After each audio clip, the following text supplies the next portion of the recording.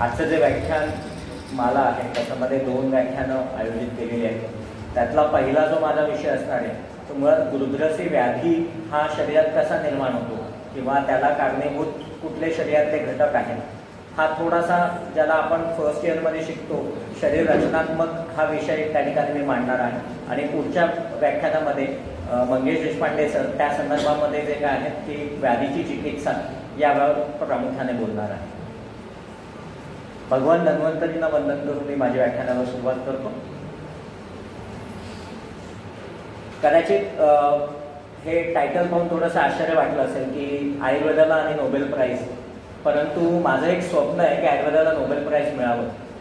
कारण का ते सांगतो, कारण गेल्या काही वर्षात जे काही नोबेल प्राईजचा जो ट्रेंड चालू आहे, जे काय मिळतं ते जर तुम्ही बघितलं, आता इथे उदाहरणादाखल तुम्ही बघू शकत असाल की 2016चं जे नोबेल प्राईज मिळालं ते ऑटोफॅगीच्या शोधाला मिळालं. ऑटोफॅगी म्हणजे आपण सगळे माहिती आहे की आपल्या शरीरामधल्याच सेल्स ज्या आहेत त्या शरीराला हानिकारक असणाऱ्या गोष्टी स्वतःच त्या ठिकाणी जे काय ते नष्ट करतं. हे ऑटोफॅगीचं तत्व जे आहे त्याचं हायलाईट वॉज की लिमिटेड फास्टिंग किंवा कंट्रोल्ड फास्टिंग एनहान्सेस दी ऑटोफॅगी, हे त्याच्यातनं सिद्ध झालं होतं. मग आपण आयुर्वेदामध्ये जे लंघन किंवा उपवास म्हणतो त्याचं महत्त्व जे आपल्याकडे सांगितलेलं आहे, इथे श्लोकात दिसतं जे सगळ्यांना, तर हे कदाचित त्या अर्थाने सांगितलेलं असावं की उपवास केल्यामुळे आपण म्हणतो की आमदोषाचं पचन होतं, अग्निवर्धन होतं, बाकी गोष्टी आहेत, पण सेल्युलर लेवलला जर ऑटोफॅगी त्याच्याने स्टिम्युलेट होत असेल तर निश्चितच ते त्या ठिकाणी फायद्याचं आहे. म्हणून मग त्या ठिकाणी जे काय आहेत की आयुर्वेदातलीच गोष्ट त्या ठिकाणी जे काय वेगळ्या स्वरूपात मांडली गेली आणि त्याला नोबेल प्राईज मिळालं. पुढचं उदाहरण 2017 फिजिओलॉजीचं नोबेल प्राईज मिळालं ते सिकार्डियन रिदमसाठी. आपल्या शरीरामध्ये सायक्लिक चेंजेस होतात, शरीरात सकाळच्या वेळेला काही सायक्लिक चेंजेस होतात, संध्याकाळी वेगळे चेंजेस होतात. सकाळी ब्लड प्रेशर बघितलं तर ते वेगळं येतं, संध्याकाळचं ब्लड प्रेशर वेगळं येतं. या सगळ्या गोष्टींचं त्या ठिकाणी वर्णन केलं गेलं आणि सांगितलं these are the circadian rhythms. Circadian rhythm नाव दिलं, पण आपण फर्स्ट इयरला हा श्लोक पाठ करतो की ते व्यापिनो अपि ते अंत मध्याधिका क्रमान. वात पित्त कफांचं आपल्या अवस्थेमध्ये म्हणजे बालपणामध्ये कफ, मध्य अवस्थेत पित्त, उतार अवस्थेमध्ये त्या ठिकाणी वाताचं आधिक्य असतं. किंबहुना त्या ठिकाणी पचनाच्या अवस्थेमध्ये घड्याळानुसार बघितलं तर सकाळी 2 ते 6ची वेळ, 6 ते 10ची वेळ आणि 10 ते 2ची वेळ, ही क्रमाने त्या ठिकाणी जे काय की वात पित्त कफाला त्या ठिकाणी दाखवते. मग ह्या गोष्टी ज्या आहेत त्या सिद्ध झाल्या आणि एक नोबेल प्राईज येऊन गेला. माझं असं कुठेही म्हणणं नाहीये की आयुर्वेदातल्या गोष्टींचं त्या ठिकाणी जे काय कॉपी करून त्यांना नोबेल प्राईज मिळालं. माझं हे म्हणणं आहे की एका श्लोकावर काम करून नोबेल प्राईज मिळत असेल तर काय वाईट आहे. एक छोटंसं आपल्याकडे तर असे किती काम करण्यासाठी गोष्टी आहेत, किती सिद्धांत आहेत, किती श्लोक आहेत की त्याच्यावर काम करून आपण नोबेल प्राईज मिळवू शकतो. फक्त त्यांच्यावर डेडिकेशन आणि त्या लेवलला त्या ठिकाणी आपण काम केलं पाहिजे. इथे जे उपस्थित विद्यार्थी किंवा नवीन प्रॅक्टिशनर आहेत त्यांच्याकडे विशेष करून हे होतं. हा एक फार मोठा आयुर्वेदावरचा आक्षेप आहे की आयुर्वेदामध्ये अॅनाटॉमीचं वर्णन नाही. किंबहुना त्या ठिकाणी जे काय आहेत की असा प्रश्न नेहमी विचारला जातो, तुमच्या आयुर्वेदामध्ये ते अॅनाटॉमी आहे का, मायक्रोस्कोपिक स्ट्रक्चर्स आहेत का, हिस्टोलॉजी आहे का. मुळात लक्षात घ्या की मायक्रोस्कोपचा शोध हा काही शेकडो वर्षांपूर्वीचा आहे. आता इलेक्ट्रॉन मायक्रोस्कोप आला आणि बाकीच्या गोष्टी आल्या, त्याच्यानंतर मग त्या ठिकाणी जे काय आहेत की अजून नवीन नवीन शोध लागत आहेत आणि मग त्यांचा समावेश अॅनाटॉमी मध्ये केला जातोय. पण 2000-3000 वर्षांपूर्वी काय होतं आणि मग त्या गोष्टींचं वर्णन जे काय आहे ते आयुर्वेदात आहे की नाही असा प्रश्न त्या ठिकाणी उपस्थित केला जातो. पण माझं उत्तर आहे की जरा आपले ग्रंथ नीट वाचले, आपल्या टीका वाचल्या तर याचं उत्तर आपोआप मिळतं. काही वेगळं सांगण्याची गरज नाही.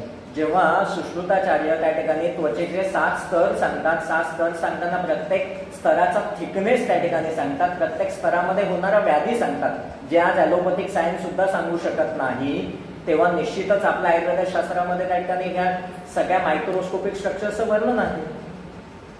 गर्भशास्त्र वाचलं त्या ठिकाणी फर्स्ट इयरला मी गर्भशास्त्र शिकवतो, तर त्या ठिकाणी आपल्याकडे गर्भ उपनिषद नावाचं एक छोटंसं त्या ठिकाणी उपनिषद आहे. त्याच्यातले काही श्लोक वाचले ना तर असं वाटतं की आता मॉडर्न एम्ब्रिओलॉजीचं संस्कृत ट्रान्सलेशन आहे, पण गर्भोपनिषदाचा काला निश्चित 1000 वर्ष जुना आहे. मग त्या काळात त्यांनी हे कसं बघितलं, सोनोग्राफी जेव्हा अस्तित्वात आली तेव्हा त्या ठिकाणी आता जे आपण आहे ते सगळं बघू शकतो. सोनोग्राफीच्या अगोदर सुद्धा काय होतं हे माहीत नाही. तुम्ही जरा वाचा, 200-250 वर्षांपूर्वी स्पर्मचं स्ट्रक्चर कसं होतं हे जोपर्यंत कोणीतरी मायक्रोस्कोप खाली सिमेंट घालून बघितलं तोपर्यंत कोणालाही माहिती नव्हतं. ॲलोपॅथिक सायन्समध्ये सुद्धा असं वाटत होतं की आपल्या सिमेंटमध्ये आपल्या पूर्ण पुरुषाकृतीचे छोटे छोटे मिनिएचर व्हर्जन असतात आणि त्याच्यामुळे आपलं शरीर तयार होतं. असंच त्या ठिकाणी आधुनिक सायन्स सुद्धा म्हणत होतं. पण आपल्या ग्रंथकर्त्यांनी किंवा जे मायक्रोस्कोपिक सांगितलेलं आहे, दल्लनाचार्य त्या ठिकाणी जे काही वृक्कांचे वर्णन करतात, वृक्को नाम मांस गोलद्वया एको दक्षिण पार्श्वस्थिता एको वाम पार्श्वस्थिता. कुठलंही तुम्ही त्या ठिकाणी एनाटॉमीचं पुस्तक काढा, kidneys are the pair of excretory organ situated retroperitoneally. याचं संस्कृत ट्रान्सलेशन आहे की एको दक्षिण पार्श्वस्थिता एको वाम पार्श्वस्थिता. हे सगळं जे काय आहेत आपल्याकडे आहे पण आपल्यालाच माहिती नाही, त्या ठिकाणी अशी काही व्यवस्था होते. आता याचंच एक उदाहरण, हे चित्र बघा, 1200 वर्षापूर्वीचे शिल्पकलेतलं ते ज्ञान जे आहे ते त्याच्यामध्ये दिसतं आपल्याला. पण त्याच्यावरती मायन्यूट डिटेल्स बघा, कुठेतरी त्या ठिकाणी रिब्स त्यांनी प्रॉपर दाखवलेल्या आहेत, कुठे हातापायावरच्या वेन्स अगदी मायन्यूट त्यांनी दाखवलेल्या आहेत. मग हे ज्ञान, शरीराचं ज्ञान असल्याशिवाय त्या शिल्पकलेत येणार का? त्यामुळे डेफिनेटली आपण म्हणतो जर शिल्पकलांमध्ये 1200 वर्षांपूर्वी मूर्तीमध्ये हे जर आपण करू शकतो तर याचं व्यावहारिक ज्ञान आपल्याला होतच. त्यामुळे हा जो आता त्या ठिकाणी जो काय आहे एक समज आहे, फक्त आपल्या ग्रंथांमध्ये हे सगळं वर्णन एकत्रित आलेलं आहे शारीर स्थान म्हणून. अॅनाटॉमी आणि फिजिओलॉजी आता जो काही सेपरेट सब्जेक्ट आहे सिलेबसच्या दृष्टीने तो आयुर्वेदात नाही, तो आयुर्वेदात ग्रंथांमध्ये शारीर स्थानामध्ये, निदान स्थानामध्ये आणि काही ठिकाणी चिकित्सा स्थानामध्ये येतो. तिथे त्या त्या अँगलने बघितलं की या सगळ्या गोष्टी लक्षात येतात.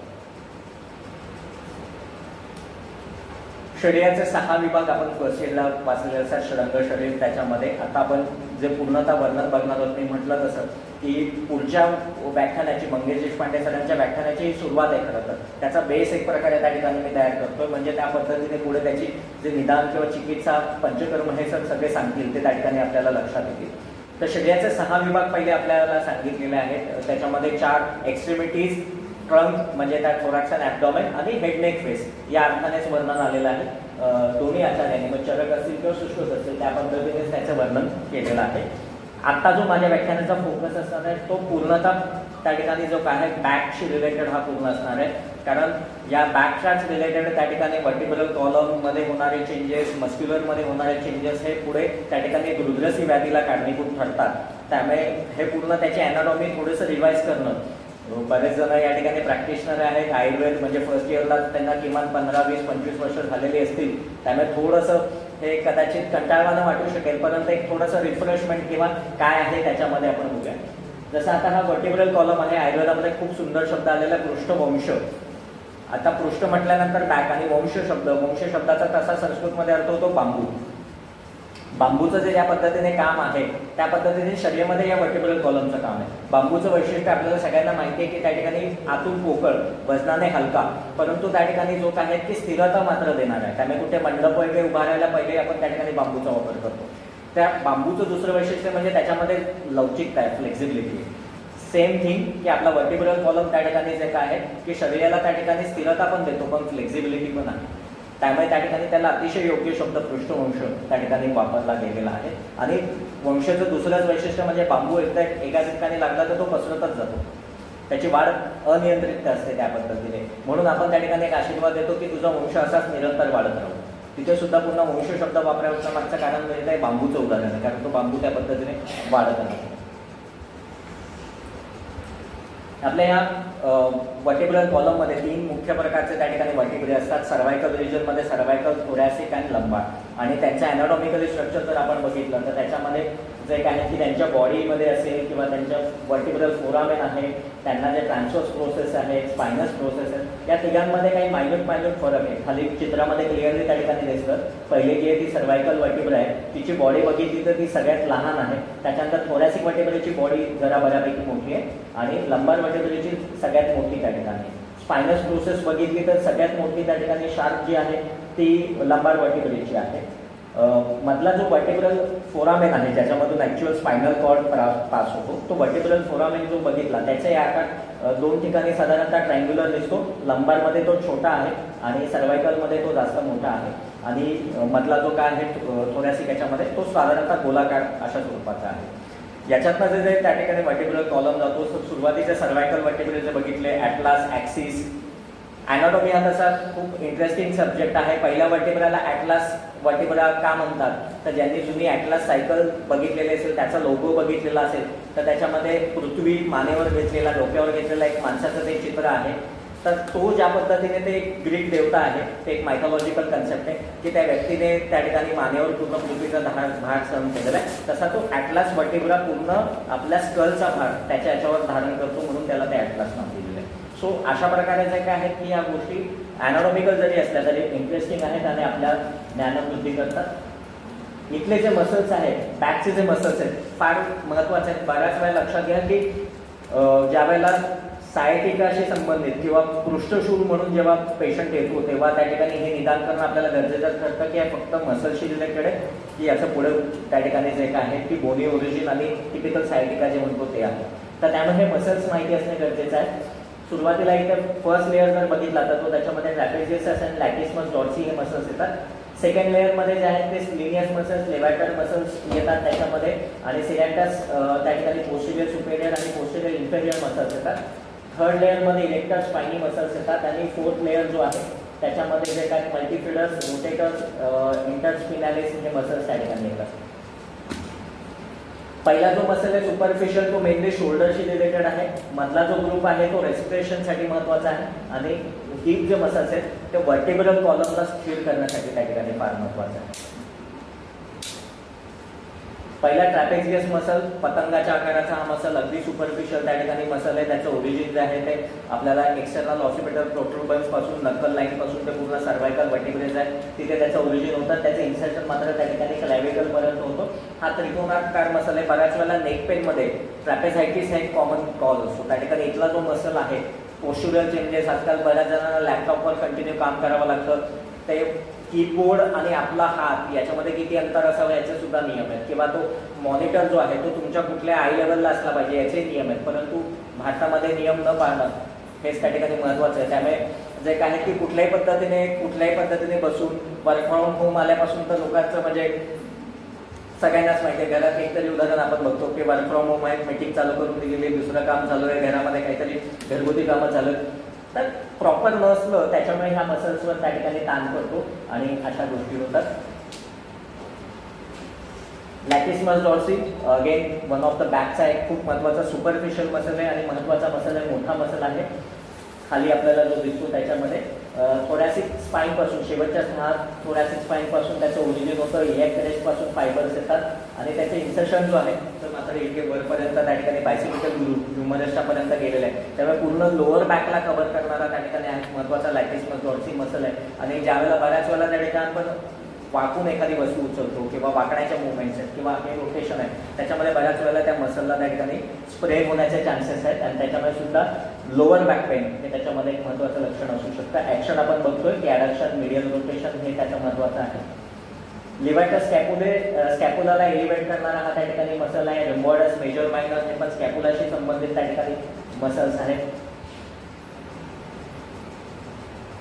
या डायग्राममध्ये जास्त क्लिअरली आपल्याला एक इंडिव्हिज्युअल मसल दिसेल. सगळ्यात वरचा तो ट्रॅपेझियस मसल आहे, त्याच्या खाली लॅटिस डॉर्सी आहे. त्या दोघांच्या मध्ये एक छोटासा ऑस्कल्टेशन ट्रायंगल त्या ठिकाणी आठवत असेल, एक असा एरिया आहे की जिथे त्या ठिकाणी कुठलाही मसल नाही आहे, आणि तो ऑस्कल्टेशन ट्रायंगल पूर्वी फार प्रचलित होता. जेव्हा स्टेथोस्कोप जास्त शोध लागलेला नव्हता तेव्हा हार्ट साऊंड ऐकण्यासाठी किंवा त्या ठिकाणी जे काय आहे की इसोफॅजियल स्फिंक्टरमधून त्या ठिकाणी फूड जेव्हा पास होतं तेव्हा त्याच्यासाठी ते फार महत्त्वाचा तो त्या ठिकाणी एरिया आहे.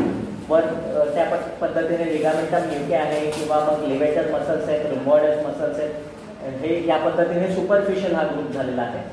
त्याच्यानंतर आतला जो आहे तो त्या ठिकाणी वर्टिब्रेला संबंधित असणारा लंबार फेशिया जो ब्ल्यू कलरमध्ये पूर्णतः त्या ठिकाणी दिसतो, तो लंबार फेशिया वर्टिब्रेला कनेक्ट करणं आणि मसल्सला त्या ठिकाणी अटॅचमेंट देणं. त्याचं लोअर एंड तिकडे पेल्विक बोनला अटॅचमेंट असतो.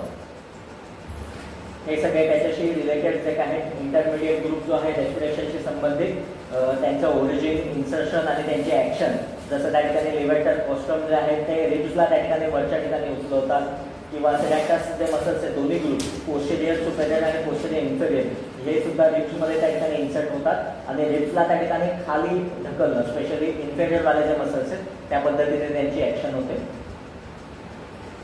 स्प्लिनियस muscle, erector spinae muscles, transverse spinalis muscles, deep layer मधले हे मसल्स आहेत. मिडल लेअर मल्टीफिडस मसल्स आहे. हे थोडंसं त्या ठिकाणी डिटेलमध्ये आता तुम्हाला वाटेल, परंतु पुढे जे वेगवेगळे सिंड्रोम्स किंवा ह्या गोष्टी येतात जेव्हा आपण वाचतो, कारण डिफरन्शियल डायग्नोसिस हा एक फार महत्त्वाचा मुद्दा राहतो. त्यामुळे सॅटिकासारखं पेन कुठल्या कुठल्या स्ट्रक्चरने असू शकतं, त्या संदर्भामध्ये ही अॅनाटॉमी फार आपल्याला महत्त्वाची राहते.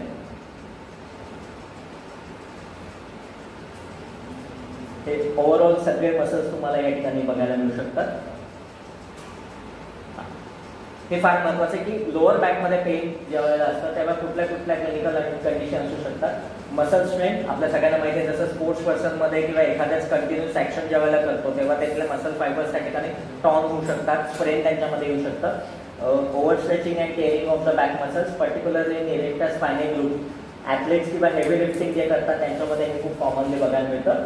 सेकंडली ज्याचा आता उल्लेख केला की पोस्चरल डिस्फंक्शन, वेड्या वाकड्या पद्धतीने बसणं. त्या ठिकाणी तुम्ही बसल्यानंतर ज्या चेअरवर बसतात, काही जणांसाठी ते चेअरची हाईट खूप जास्त असते, काही जणांसाठी ते खूप खाली असते. या दोन्ही कंडिशन्समध्ये पुन्हा जे काय त्याचा ताण इथे बॅकमध्ये येत असतो आणि त्याच्यामुळे सुद्धा पेन असतो. त्यामुळे बऱ्याच वेळेला पेशंटला आपल्याला विचारावं लागतं की बाबा ऑफिसमध्ये बसतो त्या चेअरची हाईट किती सफिशियंट आहे का.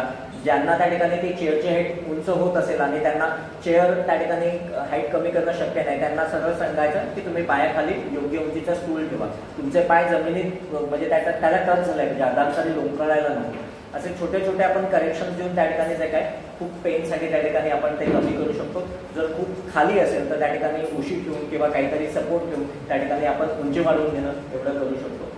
Imbalance in the back muscle strength due to muscles weak rhomboidus or erector spinae can contribute to the poor posture leading to the pain or long-term spinal issues. Myofascial pain syndrome. Myofascial pain syndrome म्हणजे कुठल्याही localise एखाद्या मसलला जर त्या ठिकाणी pen होत असेल तर त्याला मायोफेशियल पेन सिंड्रोम म्हणतात. But that is always related to that muscle आणि त्या एरियाशी संदर्भात. ते बाकी त्याच्यामध्ये बोन्स किंवा नर्व इंजुरी त्या ठिकाणी झालेली नसते, त्या पर्टिक्युलर मसल्सच्या संदर्भातच त्या ठिकाणी पेन असतं, तर त्याला मायोफेशियल पेन असं त्या ठिकाणी म्हटलं जातो. आणि क्रॉनिक कंडिशन्समध्ये मसल ॲट्रॉफी आपण पक्षवाताच्या पेशंटमध्ये बघतो किंवा काही अजून कारणाने त्या ठिकाणी जे काय की ज्यावेळेला आपण ते बघतो तेव्हा जे काय आहे की ही क्रॉनिक ॲट्रॉफी जर झालेली असेल मसलशी, तर मग त्याच्यामुळे जे काय आहे की पुढे त्याचा पेन त्याचा संबंध डिस्कर्नेशनशी सुद्धा असू शकतो किंवा बाकीच्या बॅकचे मसल जर ॲट्रॉफी झाली तर पुन्हा मग त्या ठिकाणी जे काय आहे की पेन कंटिन्यू आपल्याला बघायला मिळतं. त्यामुळे दर्शन स्पष्ट प्रश्न ही परीक्षेतच रोगिना हे फार महत्त्वाचं आहे. मला वाटतं आता देशपांडे सर हे सायटिका सांगताना कुठल्या टेस्ट घ्यायच्या हे सुद्धा त्या ठिकाणी सांगतील. त्यामुळे क्लिनिकल एक्झामिनेशन फार महत्त्वाचं आहे. बघितल्यावर त्या ठिकाणी मसलची ॲट्रॉफी आहे का, काही लोकल त्या ठिकाणी स्वेलिंग आहे का किंवा अजून दुसरे काही कॉजेस आहेत का ते त्या ठिकाणी निश्चित आपण रूल आउट केले पाहिजे. सॅटिक नर्व आपल्या सगळ्यांना माहिती आहे की आपल्या शरीरामध्ये ज्या काही स्पायनल नर्व्स म्हणतात त्याच्या वेगवेगळ्या ठिकाणी असे प्लेक्ससेस फॉर्म होतात. फर्स्ट इयरला आपण त्या ठिकाणी ब्रॅकियल प्लेक्सस वाचलेलं असतं. त्याच्यानंतर जे काय आहे की लंबोसॅक्रल प्लेक्सस आहे, तर या लंबोसॅक्रल प्लेक्ससमधूनच त्या ठिकाणी ही सॅटिक नर्व फॉर्म होते. सॅटिक नर्व ही शरीरातली सगळ्यात मोठी नर्व आहे. थिकनेस तिचा जर बघितला किंवा त्या ठिकाणी जे काय ॲक्च्युअल लोअर लिम्बचं जेव्हा आपण डिसेक्शन करतो तेव्हा सॅटिक नर्व क्लिअरली त्या ठिकाणी आपण आयडेंटिफाय करू शकतो. तर या सॅटिक नर्वचं फॉर्मेशन ओरिजिन जे होतं ते वेंट्रल रामाय of the L4, L5, S1, S2, S3.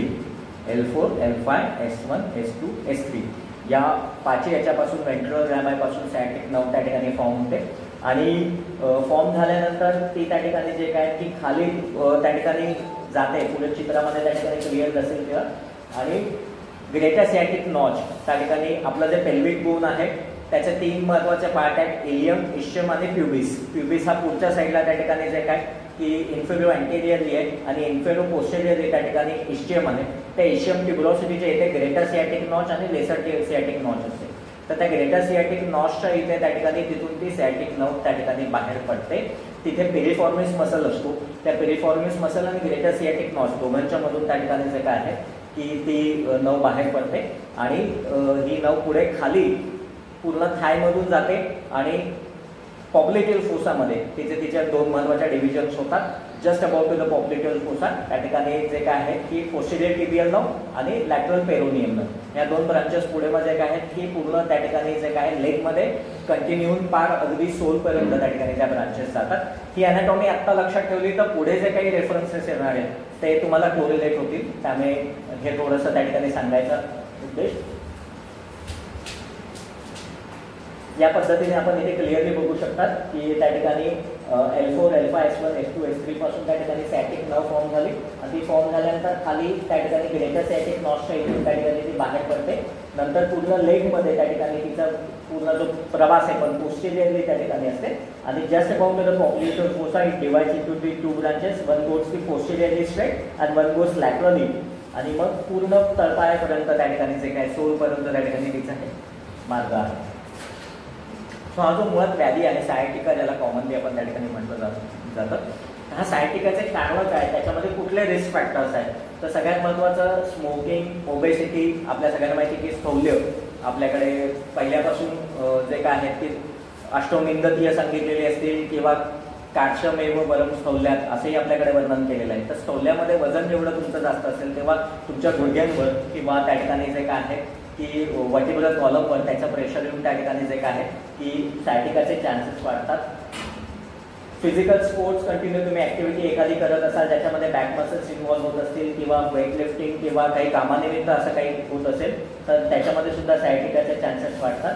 आणि नॉन मॉडिफायबल रिस्क फॅक्टर्स की ज्याच्यामध्ये एज फॅक्टर त्याच्यामध्ये येतो, मेल्समध्ये याचं जास्त त्या ठिकाणी दिसतं किंवा पर्सनल हिस्ट्री असेल लो बॅक पेनची तर अशा कारणामुळे त्या ठिकाणी किंवा रिस्क फॅक्टरमुळे सायटिकाचे चान्सेस हे वाढत जातात.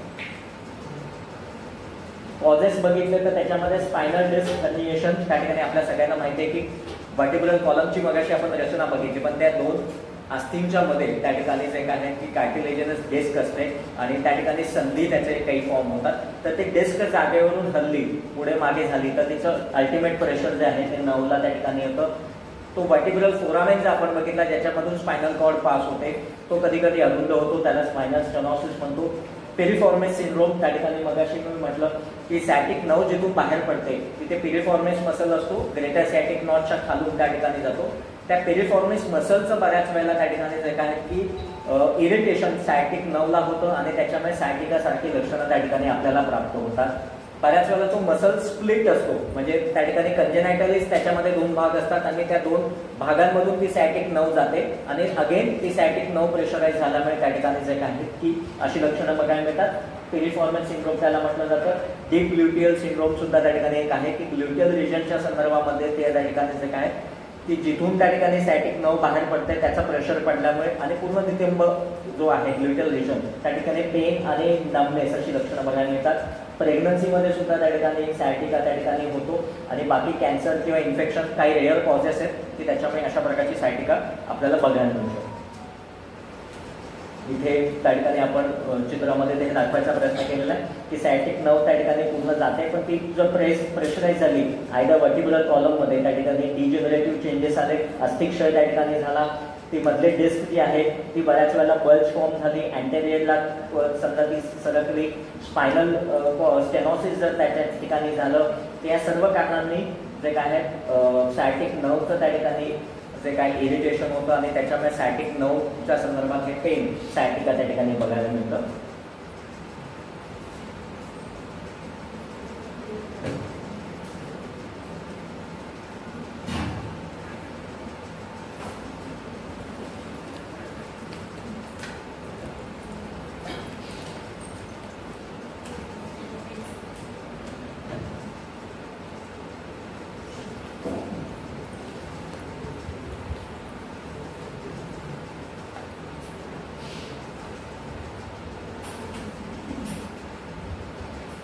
हा व्हिडिओ दाखवायचा प्रयत्न केला आहे की सायटिकाच्या पेशंटचं गेट ज्याला चालण्याची पद्धत आहे आणि खाली विधान वल्चर आपण ज्याला म्हणतो त्याचं चालण्याची पद्धत.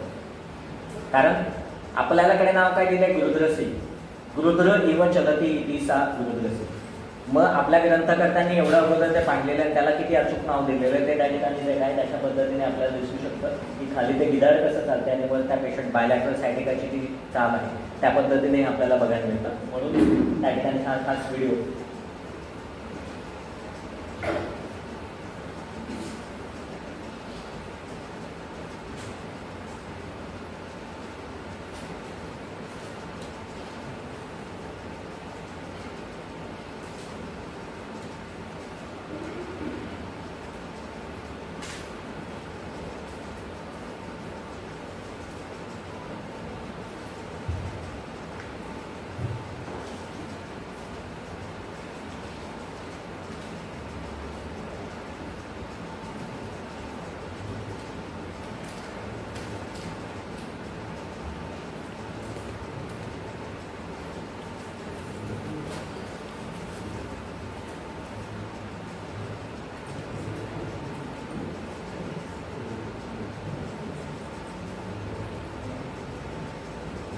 मुळात मागाशी मी जे म्हणत होतो की दुर्दैवाने हे असे व्हिडिओ आपण बनवून टाकले पाहिजे, पण हा व्हिडिओ आपल्यापैकी वैज्ञानिक कोणी बनवलेला नाही.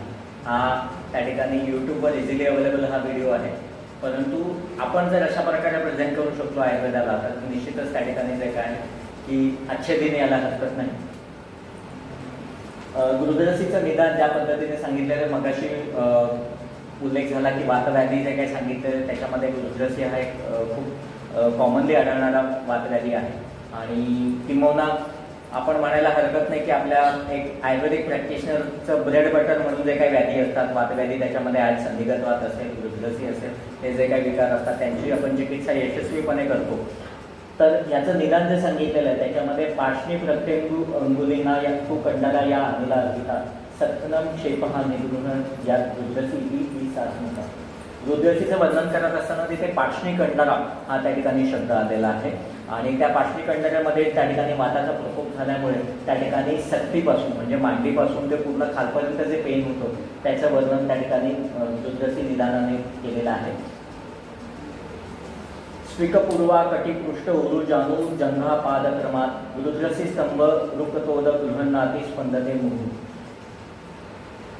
जेव्हा सायटिक पेन आपण क्लिनिकली डायग्नोसिस करतो तेव्हा त्याच्यामध्ये फार महत्त्वाचं असतं की नक्की कुठे दुखतं आणि कशा प्रकारे दुखतं. तेव्हा पेशंट सांगतो की इथून सुरुवात होते, इथून सुरुवात झाली, मग मागच्या भागेला दुखतं, मग पूर्ण पायाच्या मागच्या भागाला दुखतं आणि मग ते खाली जातं. डिपेंडिंग की कुठली नव त्याच्यामध्ये इन्व्हॉल्व आहे त्याप्रमाणे काही काही पेशंटमध्ये खालीपर्यंत त्या ठिकाणी जे काय ती वेदना जाऊ शकते. तर हे जे टिपिकल वर्णन आहे हे आपल्या श्लोकांमध्ये किती छान पद्धतीने सांगितले. स्फिकपूर्वा कटिपृष्ठ उरु जानू जंघा पादक्रमात ह्या पूर्ण अवयवांची त्या ठिकाणी नावं सांगून ह्या क्रमाने त्या ठिकाणी पेन होतं हे जे वर्णन आलेलं आहे हे अतिशय त्या ठिकाणी उचित वर्णन आहे आणि क्लिनिकल डायग्नोसिस जे म्हणतो त्या ठिकाणी बघायला मिळतं. आणि नेटवर जरी सर्च केलं तरी ते म्हणतात की sciatica symptoms can include tingling, numbness और pain which radiates from buttocks to the legs and the feet. म्हणजे जे श्लोक आहे त्याचंच इंग्लिश ट्रान्सलेशन एक प्रकारे त्या ठिकाणी आहे आणि तेच आधुनिक शास्त्र त्या ठिकाणी सांगतंय. म्हणून त्या ठिकाणी आपल्या ग्रंथातला त्या ठिकाणी आपण विशेष करून महत्त्व दिलं पाहिजे. हा थोडासा एक प्रयत्न केलेला आहे की मुळात आयुर्वेदात पॅथॉलॉजी किंवा निदान जरी वर्णन असलेलं तरी ॲनाटॉमीशी रिलेटेड किंवा कशा पद्धतीने काय गोष्टी होतात हे असं डिटेल वर्णन नाही. त्यामुळे एक छोटंसं संकलन करायचा प्रयत्न केलेला आहे. या संदर्भाने काय काय गोष्टी आपल्याला महत्त्वाच्या राहतील तर इथे जे काय आहेत अस्थी, या ठिकाणचे जे अस्थी आहेत विशेष करून त्या ठिकाणी वलय अस्थी सांगितलेले. अस्थींचे 5 प्रकार सांगितलेले कपाल, रुचक, तरुण, वलय, नलक, संज्ञानी. 5 प्रकार का सांगितले तर ह्याचंही वैशिष्ट्य आहे की वृद्ध वैद्य परंपरेत सांगतात की हे 5 प्रकार पंचमहाभूतांना डिनोट करतात. त्या ठिकाणी कपालास्थी जे आहे ते पृथ्वी महाभूताचं निदर्शक आहे, रुचकास्थी जल महाभूताचं निदर्शक आहे. त्याक्रमाने जर आपण बघितलं तरुणास्थी तेज महाभूताचं, वलयास्थी त्या ठिकाणी वायू महाभूताचं आणि जे नलकास्थी लॉंगबोन्स आहे ते आकाश महाभूताचं निदर्शक. त्यामुळे नलकास्थींमध्ये त्या ठिकाणी जे स्पेस असते तिथे बोन मॅरो असतो हे आपण सगळेजण बघतो. जे सिनियर प्रॅक्टिशनर आहेत ते मला ॲग्री करतील की जेव्हा दातदुखीचा पेशंट येतो ना, दंतशूलाचा पेशंट येतो तेव्हा त्या ठिकाणी तुम्ही गोक्षुरादी गुकुळ वगैरे सारखं औषध दिलं तर लगेच पेन कमी होतं. कारण गोक्षूर किंवा गोक्षुरादी गुकुळ जलमहाभूतावर काम करतं आणि रुचकास्थी हा त्या ठिकाणी जलमहाभूताशी संबंधित. कपालास्थी आपण म्हटलेलं आहे, कपालास्थी म्हणजे त्या ठिकाणी आपण म्हणतो फ्लॅट बोन्स किंवा स्कल बोन्स वगैरे. तर हे स्कल बोन्स किंवा फ्लॅट बोन्स इझिली फ्रॅक्चर होत नाही.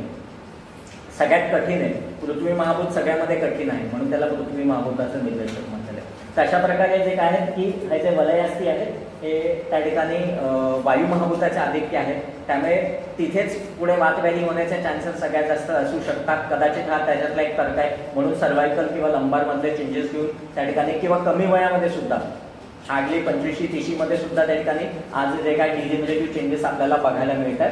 तर हे त्याच्या मागचं कारण असू शकेल, कारण वलयास्थी जे काय आहेत वायूशी संबंधित आहे. इथे जो संधी सांगितलेला आहे आयुर्वेदामध्ये पुन्हा संधींचे जे प्रकार सांगितले त्याच्यातला प्रतर संधी ग्लायडिंग जॉईंट त्या ठिकाणी जो काय आपण म्हणतो तो सांगितलेला आहे.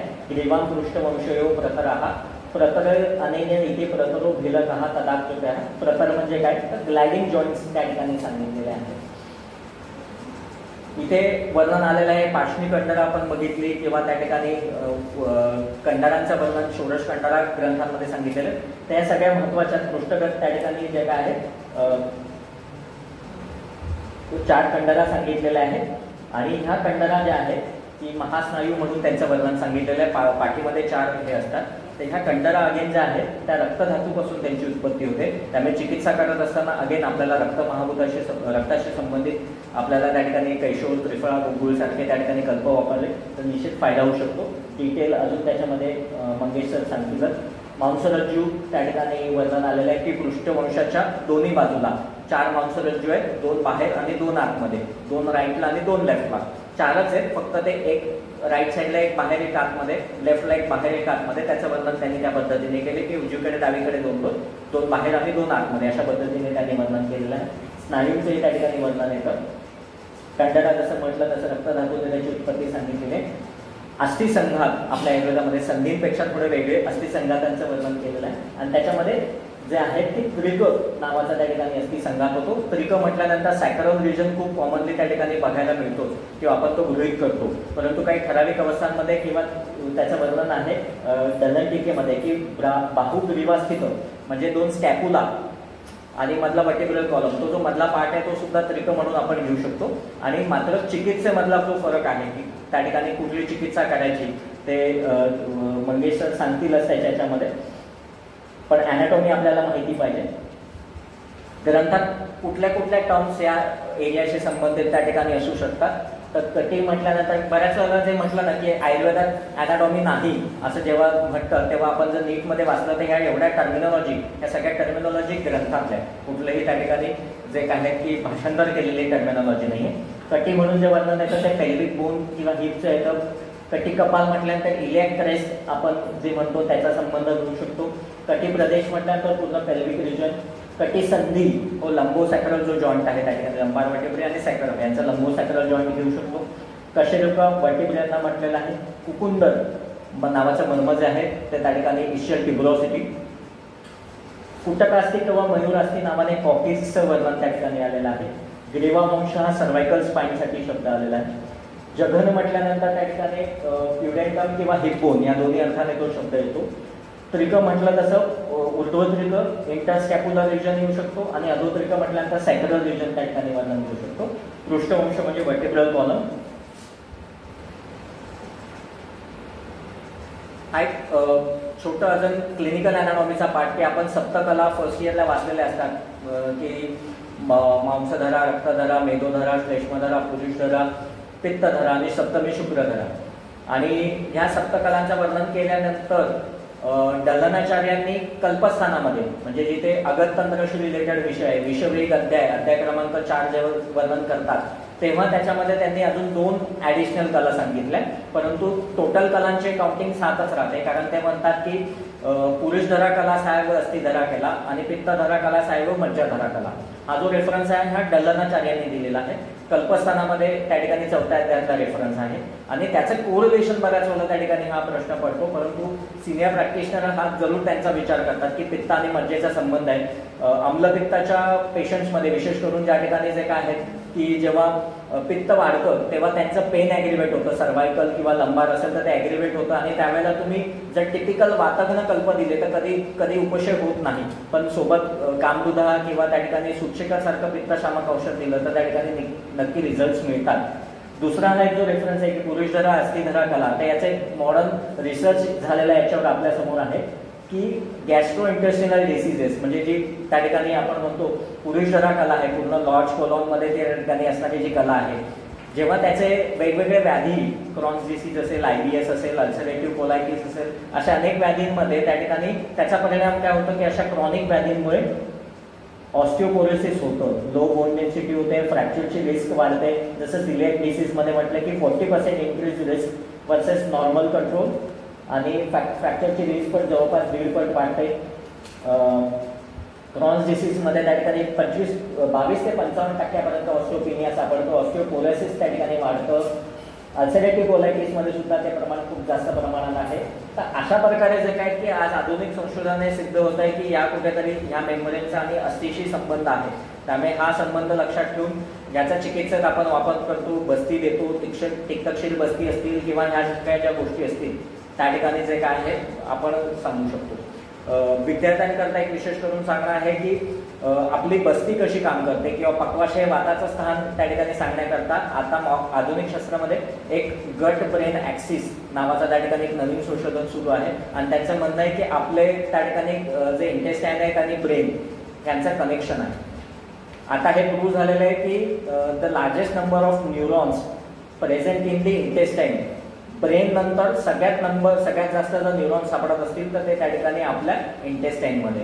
आणि there is a two way communication between the our brain आणि अवर इंटेस्टाईन. 2-वे कम्युनिकेशन दोन्हीकडून त्या ठिकाणी आहे. आणि खूप डिसीजेसमध्ये त्या ठिकाणी ते म्हणतात की गट ब्रेन ॲक्सेस स्टिम्युलेट झाला आणि त्या पद्धतीने अशा गोष्टी झाल्या.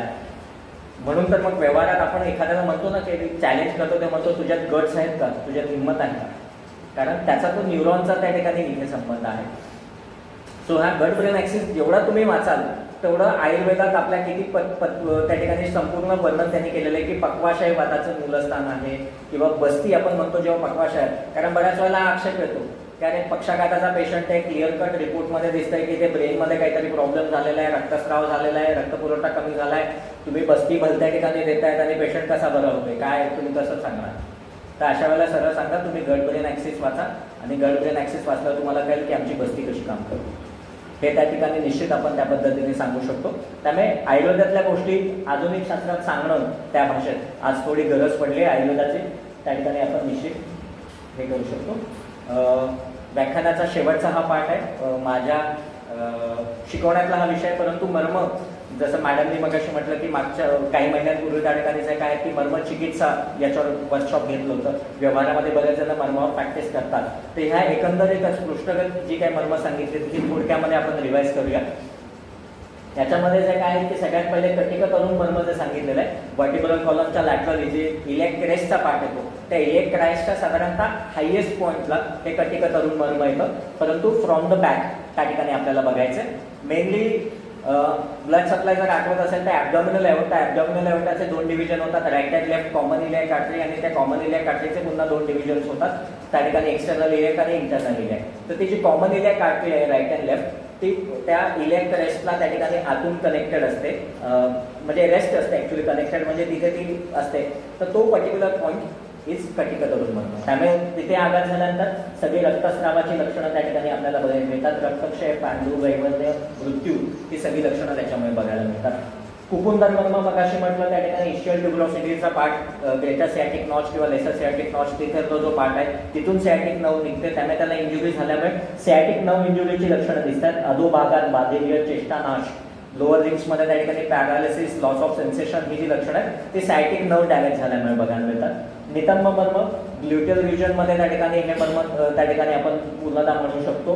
तिथे सुद्धा इंजुरी झाल्यानंतर आपण मगाशी बघितलं तर डीप ग्ल्युटियल सिंड्रोम किंवा तो जो आहे की नितंब मर्माघात झाल्यामुळे पूर्ण अधोकायामध्ये त्या ठिकाणी चेष्टानाश आणि शोष ही लक्षणं आपल्याला बघायला मिळू शकतात.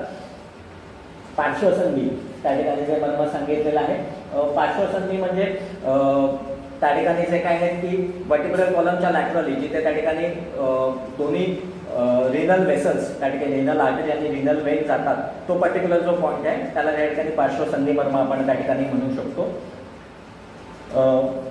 बृहती मर्म तसं त्या ठिकाणी चेस्टमध्ये त्या ठिकाणी एक स्तनमूल मर्म सांगितलेलं आहे, त्याच्या बरोबर पोस्चेजरली त्या ठिकाणी त्यांनी बृहती मर्म ते सांगितलेलं आहे. इन्फेरियर लोब ऑफ लंग्स त्या ठिकाणी येतात. अंशफलक म्हणजे स्कॅपुला आणि अंश म्हणजे त्या ठिकाणी शोल्डर जॉईंट हे या पद्धतीने लोअर बॅक पूर्ण बॅकमधले त्या ठिकाणी मर्म आहेत. आपण फक्त आता सायटिकाचा विचार करणार असू तर याच्यामध्ये कटिकतरून कुकुंदर नितंब हे मर्म जास्त आपल्याशी संबंधित आहे, परंतु पूर्ण बॅकचा विचार केला तर हे मसल्स हे मर्म त्याच्यामध्ये येतात. आणि पूर्वजतृगत पण त्या ठिकाणी जर बघितलं तर त्याच्यामध्ये नीलामन्या, मातृका आणि कुर्काटिका विशेष करून त्या ठिकाणी जो काय आहे की मगाशी आपण बघितलं ॲटलास वर्टिब्रा, ॲटलास आणि त्या ठिकाणी जो काय आहे स्केलेटन यांचं जे जॉईंटिंग ॲटलॅक्टो ऑसिपिटल जॉईंट आहे तिथे कुर्काटिका मर्म येतं आणि तिथे आघात झाल्यानंतर चलमूर्तता म्हणजे हेडची जी स्टेबिलिटी आहे ती लॉस होते. आणि बाकी ही दोन्ही मानेतली मर्म आहेत नीलामन्या आणि मातृका. विशेष करून मातृका मर्म म्हणजे जे काय आहेत की कॅरोटिड वेसल्स, कॅरोटिड आणि जुगुलर त्या ठिकाणी हे येतात, त्यामुळे मृत्यू हे लक्षण आहे, सद्यप्रांगार मर्म आहे. आणि नीलामन्या त्या ठिकाणी जे काय आहे की सुपेरियर लॅरेंजियल नर्व किंवा ग्लॅसोफॅरेंजियल नर्व हे स्ट्रक्चर्स आपण त्याला कोरिलेट करू शकतो की ज्याच्यामुळे मूकत्व किंवा स्वरविकृती, जीवाचे रसज्ञान नष्ट होणं ही लक्षणं त्या ठिकाणी बघायला मिळू शकतात. सो मर्म हा सुश्रुतांनी चिकित्सेचा अर्धा भाग किंवा शल्यतंत्राचा अर्धा भाग जो म्हटलेला आहे व्यवहारामध्ये सुद्धा त्या ठिकाणी आपल्याला महत्त्वाचा बघायला मिळतो. पण हेच आहे की समजा त्या ठिकाणी आपण जेव्हा स्नेहन करतो किंवा त्या ठिकाणी जे काय आहे की मसाज करतो ते करत असताना या मर्मस्थानांना जर आपण थोडंसं हलकं प्रेशराईज दिलं तर लगेच मात्र पेन कमी होताना पेशंटला त्या ठिकाणी रिलॅक्स वाटतं त्या ठिकाणी. म्हणून जे काय आहे की मर्मांचं ज्ञान आपल्याला असणं आवश्यक आहे. भाषणाच्या शेवटी खरं तर आयुर्वेद व्यासपीठ रायगड शाखेचे मी मनापासून आभार व्यक्त करतो की त्यांनी त्या ठिकाणी आज या सेमिनारमध्ये मला बोलायची संधी दिली आणि आपल्या सर्वांना आपण सर्व उपस्थित राहिल्याबद्दल आपल्या सर्वांना आभार व्यक्त करतो. आणि या व्याख्यानामध्ये त्या ठिकाणी जर काही चुका असतील तर त्या माझ्या आहेत आणि जर काही त्या ठिकाणी आपल्याला ज्ञान प्राप्त झालं असेल तर ते आयुर्वेद शास्त्राचं आहे असं त्या ठिकाणी मी इथे स्पष्ट करतो आणि माझे व्याख्यान इथे थांबवतो. धन्यवाद.